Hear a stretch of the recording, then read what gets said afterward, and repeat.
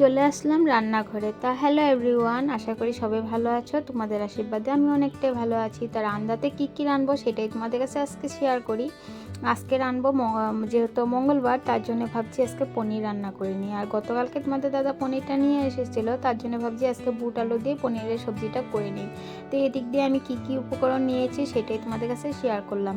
তো আজকে ভাবছি পনিরের সবজিটা বুট আলু দিয়ে করবো। তার জন্য অল্প একটু টমেটো, আদা আর কাঁচা লঙ্কা একটু গ্রেট করে দিব। আর তার সাথে ভাবছি একটু টমেটো চাটনি করে নিব। তো এদিক দিয়ে আমি তেলটা কড়াইতে দিয়ে দিলাম। দেওয়ার পরে এখন এক এক করে পনিরগুলো ভেজে নেব। তো পনিরটা যখন লাল লাল হবে তখন নামায় নিব। নামায় নেওয়ার পরে তারপরে এইখানটার মধ্যে তেজপাতা আর গোটা জিরা একটুখানি ফোড়নে দিয়ে দিলাম। দেওয়ার পরে তারপরে একসাথে সব কিছু সবজিগুলো যোনগুলো বুট আলু সিদ্ধ করে রেখে দিয়েছিলাম সেই বুট আলু সিদ্ধগুলো এক করে সুন্দর করে ভেজে নিব। আর একটুখানি যখন ভাজা ভাজা হয়ে আসবে তখন ওই যে গ্রেট করা মশলাটা একটুখানি দিয়ে দিব। আর সেটা তোমাদের কাছে স্কিপ হয়ে গেল, সেটা তোমাদের কাছে শেয়ার করতে পারলাম না। হঠাৎ করে মানুষ একজন চলে আসলো, তার জন্য আমি সেটা তোমাদের কাছে ভিডিওটা করতে পারিনি।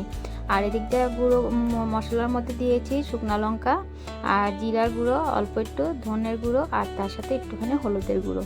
তো এদিক দিয়ে সম্পূর্ণ মশলা একসাথে দিয়ে একসাথে সুন্দরভাবে কষায় নিয়েছি। নেওয়ার পরে তার সাথে একসাথে যখন ঝোলটা শুকানো হয়ে গেলো তারপরে পনিরগুলো একসাথে দিয়ে দিলাম।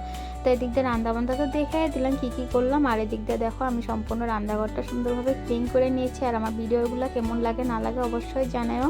যদি ভালো লেগে থাকে অবশ্যই একটা লাইক কমেন্ট শেয়ার করতে ভুলো না, ঠিক আছে।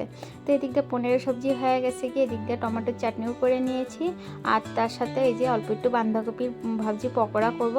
আর তার সাথে তো কাঁচা স্যালাডটা আছে। তো এখনো মতন ভিডিওটা তাহলে এটুকুই। সবাই ভালো থেকো।